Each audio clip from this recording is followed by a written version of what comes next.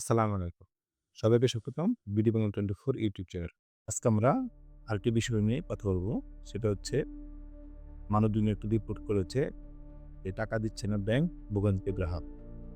তার আগে বলে নিই, আজকে 22 আগস্ট 2025 শুক্রবার ৭ ভাদ্র ১৪৩২ বঙ্গাব্দ এবং ২৭ সফর ১৪৪৭ হিজরি। মানবজমিন পত্রিকার প্রথম পাতার রিপোর্ট হচ্ছে টাকা দিচ্ছে না ব্যাংক, ভোগান্তিতে গ্রাহক। আসলে আমরা দেখি তাতে কি রয়েছে।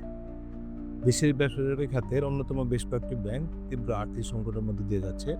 সম্প্রতি ব্যাংকগুলোর বিরুদ্ধে ওঠা বিভিন্ন অভিযোগ, খেলাপি ঋণের বোঝা, বড় লোকসান এবং কারবার সংকটের কারণে ব্যাংকগুলো কার্যক্রম স্বাভাবিক রাখা কঠিন হয়ে পড়েছে বলে একাধিক সূত্রে জানা গেছে।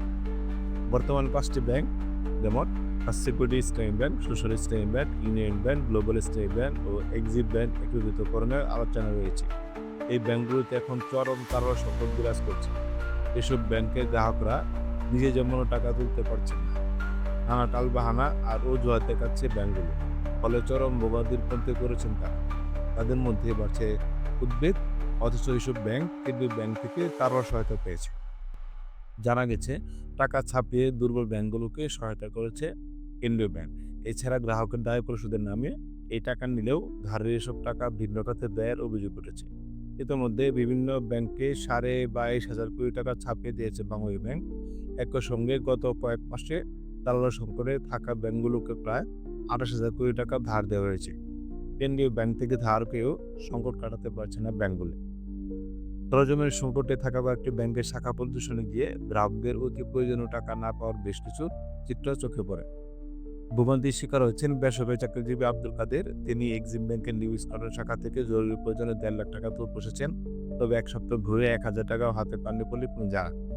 এই চিত্র শুধু কাদেরের নয়, এটি এখন Global Islami, First Security, Union Bank, Padma Bank ও সোশ্যাল ইসলামী ব্যাংকের মতো বেশ কয়েকটি বেসরকারি ব্যাংকের প্রায় লাখো গ্রাহকের প্রতিদিনের বাস্তবতা। এর আগে পদ্মা ব্যাংকের সঙ্গে এক্সিম ব্যাংকের একীভূত হওয়ার কথা থাকলেও এক্সিম ব্যাংক সেই সিদ্ধান্ত থেকে সরে আসে। সম্প্রতি বাংলাদেশ ব্যাংক দেশের ৫টি দুর্বল ব্যাংককে একত্রিত করে একটি শক্তিশালী ইসলামী ব্যাংক গঠনের যে পরিকল্পনা করেছে, সেখানে এক্সিম ব্যাংকের নাম রয়েছে। ন্যাশনাল ব্যাংকে একজন গ্রাহক জানান, ব্যাংক থেকে ৫০,০০০ টাকা তুলতে ৫ দিন থেকে ঘুরছি। অপর এক গ্রাহক জানান, ব্যাংক থেকে ৫,০০০ টাকাও পাচ্ছি না। ব্যাংকের একটি কর্মকর্তা জানান, গ্রাহকদের ভোগান্তি হচ্ছে যদি ব্যাংকে টাকা নেই, তাই বাধ্য হয়ে ছোট ছোট অঙ্কে টাকা দিতে হচ্ছে। সোশ্যাল স্টেটমেন্টে গ্রাহক মাহমুদুল হক নামের এক ব্যবসায়ী বলেন, ৫০,০০০ টাকার চেক দিলে হাতে ধরিয়ে দেয় ৫,০০০ টাকা। আমার ব্যবসা প্রায় বন্ধ হওয়ার উপক্রম। কর্মীদের বেতন দিতে পারছি না, কারণ ব্যাংকে টাকা থাকা সত্ত্বেও আমি তা তুলতে পারছি না। মতিঝিলে ইউনিয়ন ব্যাংকের শাখার গ্রাহক নজরুল বলেন, ব্যাংকে টাকা রেখে মহাবিপদে আছি। মাত্র ৫ লাখ টাকা তুলতে পারছি না। ব্যাংকের কাছে ১ লাখ টাকার চেক দিলেও তা ক্যাশ করেনি। একই অভিযোগ গ্লোবাল ইসলামের গ্রাহক বাইজিদের। সার্বিক বিষয়ে গ্রাহকদের টাকা দেওয়ার ব্যাপারে সন্তোষজনক কোনো জবাব দিতে পারেনি ব্যাংকগুলো শীর্ষ কর্মকর্তা। বিশেষজ্ঞদের মতে, কিছু ব্যাংকের অনিয়ম, দুর্বল ব্যবস্থাপনা ও মার্জার প্রক্রিয়ার দীর্ঘসূত্রতার কারণে গ্রাহকরা আস্থা ফিরে আসেনি। বামে ব্যাংক বুঝছে তারা ধাপে ধাপে সমস্যাগুলো সমাধান করছে, তবে স্বাভাবিক অবস্থায় ফিরে আসতে আরো সময় লাগবে।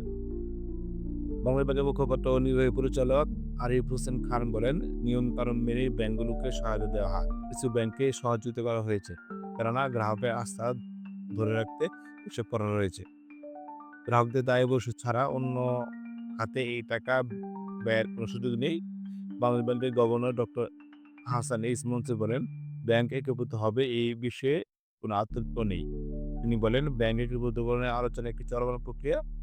এতে আমানত নিরাপত্তা নিশ্চিত থাকবে। সরকার আমানতদারদের দায়িত্ব নিবে।